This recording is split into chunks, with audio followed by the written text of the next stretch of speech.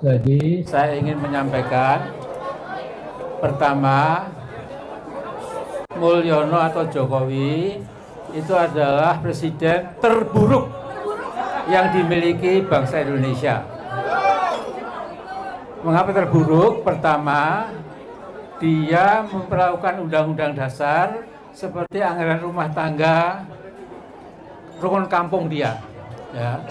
Betul-betul ini sebuah manusia toksik yang bodoh bin tengil, ya, yang betul-betul menghina Undang-Undang Dasar 1945. Dia lupa UUD itu adalah dasarnya undang-undang, tapi oleh si Joko Pret ini, ya, itu betul-betul menghina kita semua.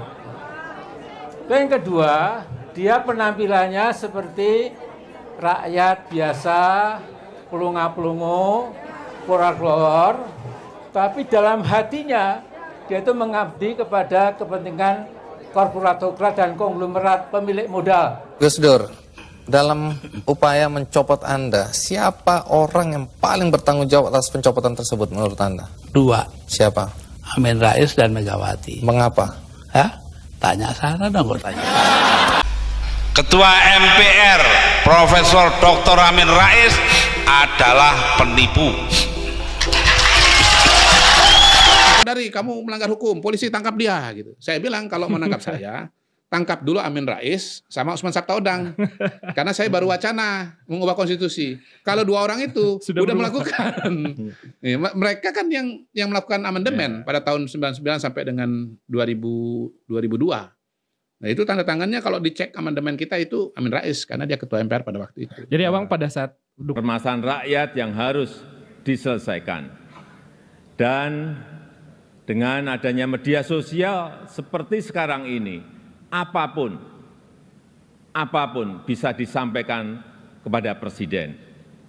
Mulai dari masalah rakyat di pinggiran, sampai kemarahan, sampai ejekan, dan bahkan makian, dan fitnahan bisa dengan mudah disampaikan dengan media sosial.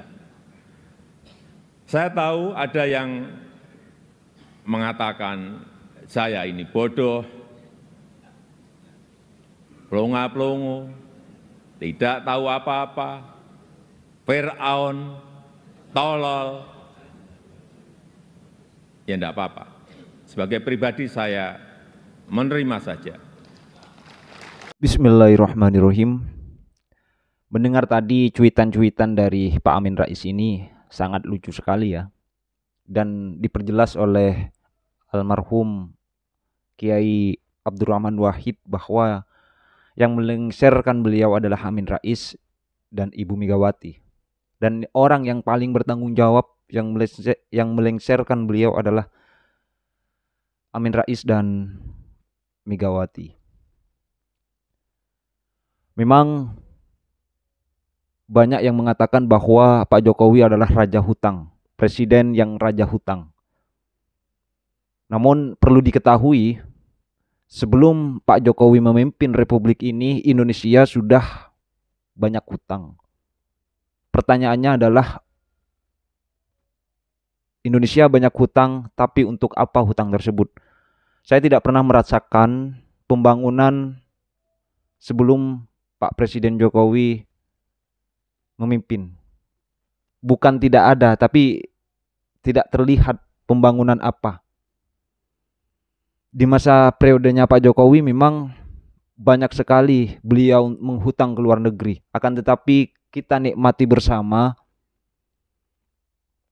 bagaimana pembangunan di Republik ini. Salah satunya adalah Trans Jawa, Trans Kalimantan, Sumatera, dan Papua. Masyarakat pada umumnya merasakan hal tersebut. Dan di masa kepemimpinan Presiden Jokowi, ini tidak hanya Jawa sentris. Pembangunan merata di mana-mana. Enggak hanya di Jawa, tidak hanya di Kalimantan, tidak hanya di Sumatera ataupun di Papua. Tidak ada yang dianaktirikan oleh Pak Presiden Joko Widodo. Itu berkat Pak Jokowi sekali lagi.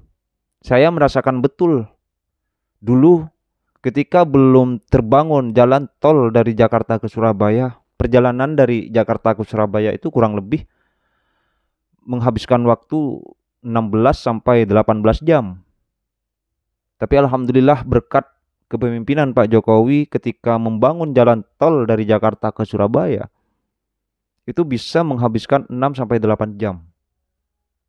Dan alhamdulillah itu berkat di kepemimpinan Pak Jokowi. Memang Pak Jokowi menghutang, tapi hutang tersebut bisa dinikmati kita bersama. Bukan seperti sebelum-sebelumnya yang tidak tahu entah kemana hutang itu. Terus kemudian bukan hanya di infrastruktur saja yang menjadi program Pak Jokowi. Di bidang pendidikan misal, di bidang kesehatan misal, banyak bantuan-bantuan.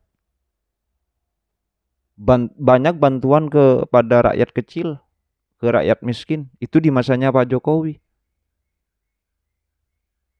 Jadi saya berharap, ayolah yang benci Pak Jokowi, kita semuanya harus jujur dan menikmati apa yang sudah dibangun oleh Pak Jokowi.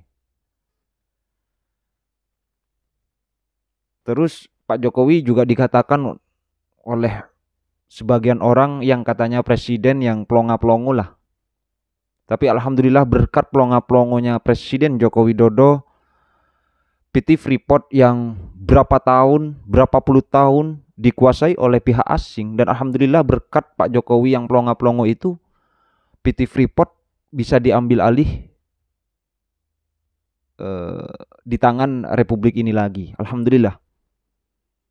Jadi meskipun Pak Jokowi dikatain pelongo-pelongo, tapi mentalnya adalah mental baja dan pemimpin yang sangat berani. Dan di bulan ini ya, di bulan Oktober, tidak terasa sedih memang ketika bulan ini adalah bulan terakhir di mana Pak Jokowi itu memimpin. Kita harus menghitung hari mulai dari sekarang tanggal 2.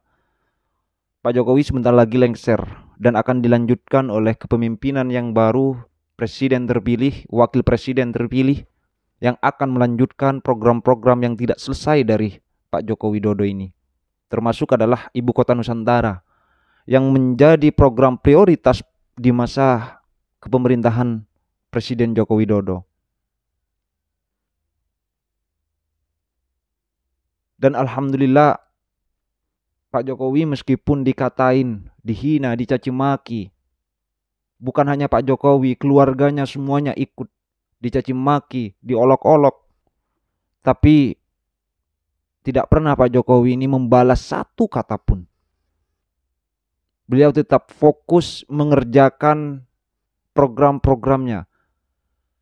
Coba bayangin kalau orang lain yang seperti itu kan.